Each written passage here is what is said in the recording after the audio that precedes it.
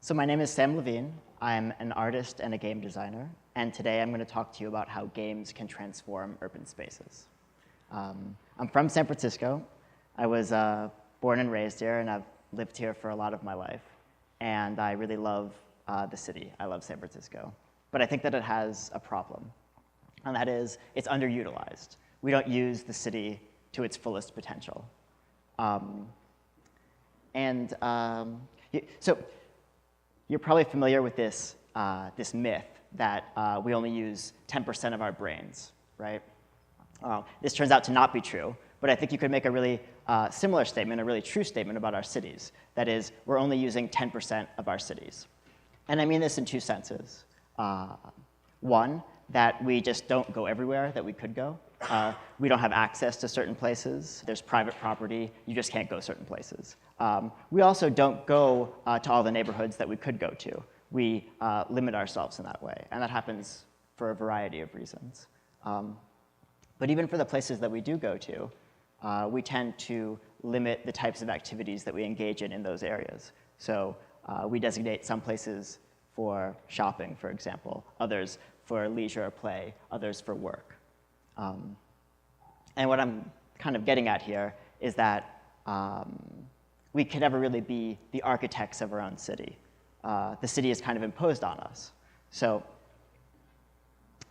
when I walk around a city like San Francisco, the question that I'm asking myself is, how can we reappropriate the city? How can we reshape it? How can we really make it our own? And that's the problem that I'm trying to overcome. And one way I've discovered to do this is through games. So in the course of our normal everyday lives, we're obeying a series of rules, and these rules govern our behavior. We might not be conscious of what those rules are, but they're always kind of there. When we play games, we follow a different set of rules. We follow the rules of the game, and this can give us permission to behave in ways that we never usually behave in. And this, I think, makes games uniquely powerful. So by way of example, I'm going to tell you about a game that I organize annually in San Francisco. It's called Journey to the End of the Night. It's a massive citywide game of tag. So I started this game Journey in 2006 with two of my close friends. The first time we did it, we had about 50 people play. It's grown a lot since then. Last year in San Francisco alone, we had about 1,800 people play the game. And it's also spread to other cities across the world. It's become a kind of internationally popular street game. So it's been played in places like Mexico City, Berlin, Los Angeles, Washington, D.C. The game is 100% free, 100% non-commercial, not sponsored, non-permitted. We never ask permission to play this game. And it's totally run by volunteers. The way it works is pretty simple. Players have to reach a series of checkpoints that are spread throughout the city. And you're being chased by strangers. And if they tag you, then you become a chaser and try to get the other players. This is our course from last year. The goal is just to get to the end point without getting tagged, having reached all the checkpoints. The course is typically about 7 miles long. You can walk or run or take public transit. It usually takes players about somewhere between an hour and a half to up to 5 hours to complete the game. So it's a pretty difficult game and therefore can be very rewarding. So we usually seed the game, like I said, so there's players and there's chasers. And we start out the game with about 3 volunteer chasers. This number varies. So as the chasers start to tag people, the chasing population grows. It grows exponentially. And so does the difficulty of the game. Some of our chasers dress up like this guy to kind of like intimidate players. Others take a more humorous approach. Some of them just look really cool, like this guy who's wearing EL wire. So for each of the checkpoints, we try to pick special places, unusual places. Sometimes they're in public parks, sometimes they're in strange apartments, sometimes they're in parking garages or pool halls. It's different every time. And a lot of times, the checkpoints act as kind of like interactive art installations, and players have to perform a certain activity in order to continue playing the game. Some of these are quite complicated.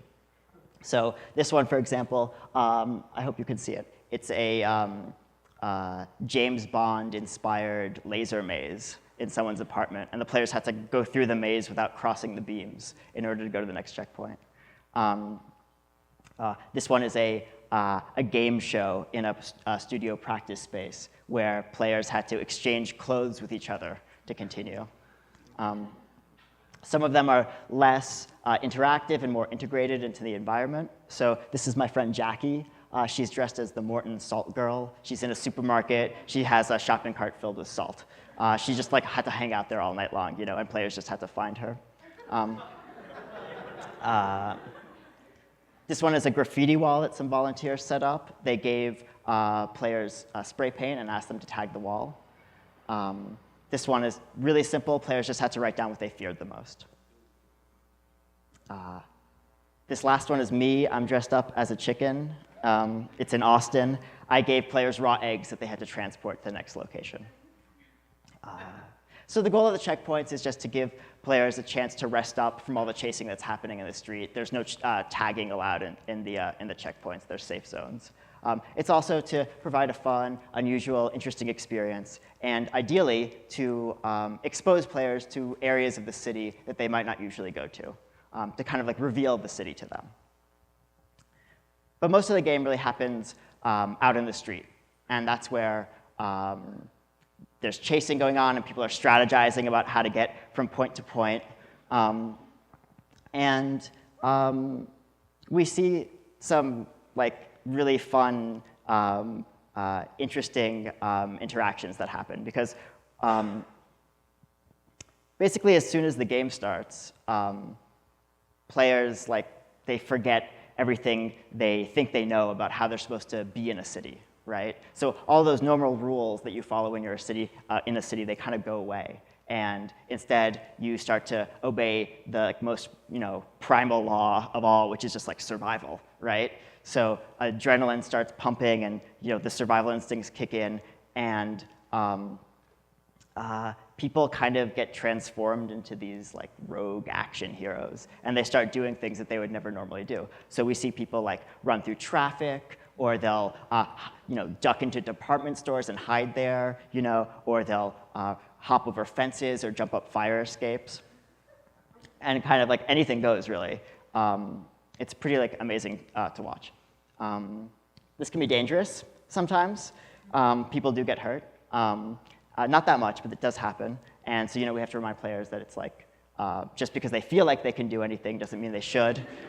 They're still in a city. They're real-world consequences, even though they're playing a game. Players evolve unique survival strategies, like this one who is employing a form of urban camouflage. We've also seen players dress up as delivery men to survive and blend in. One year, a 10-year-old girl won the best chasing competition, which means that she tagged the most players. And she did this because no one realized that she was playing the game. She could like sneak up on people,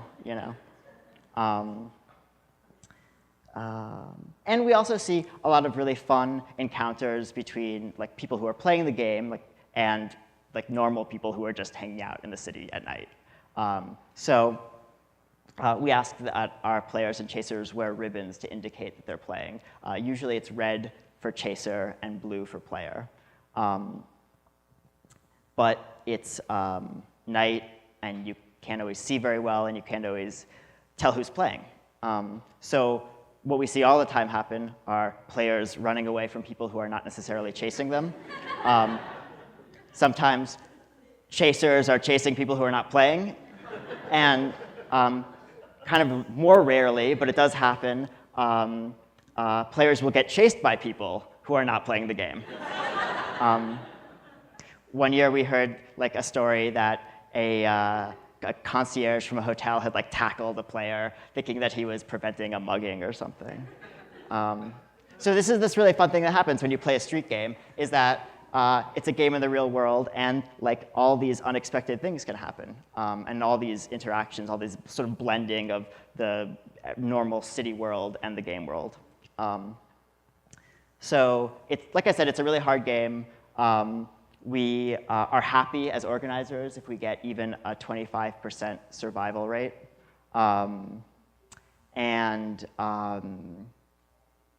Winning the game itself is like this totally like remarkable feat. Like if you place first without getting tagged. So you can see how happy this player is that he's learned that he's placed first. He's thrilled, right? My feeling is that a game like this, the rewards are sort of intrinsic, but we also provide handmade trophies to the winners. These are from Journey to the End of the Night that happened in Berlin over New Year's, thus Journey to the End of the Year. And we try to end the game in a sort of awe-inspiring, super scenic location like this, which is the top of Bernal Hill. And at the end of the night, we hang out at the endpoint, wait for the players to come in, and we all share stories about what happened during the night. And frequently, what we hear from our players is that it's like the most fun thing they've ever done in the city. And so they come back next year, and they become volunteers. And some of them go out and they start their own games in other cities across the world. And that's how it's spread. So it's this great thing that players become volunteers, become organizers. Just by way of conclusion, I really feel that playing Journey to the End of the Night and organizing it has changed the way that I see cities. We see for one night, the city becomes a playground where like anything is possible. And that transformation is ephemeral, but it sort of sticks with you after the fact. And it kind of becomes part of your everyday experience of the city. And so I like to look at street games as kind of openings. They open possibilities for us. And one final thought is that it's about public space. Like a game like this is all about public space. And it's, in my opinion, public space isn't something that's given to us from up high. It's something that we have to make ourselves, and we make it through use. And so if nothing else, a game like Journey to the End of the Night creates and enhances public space.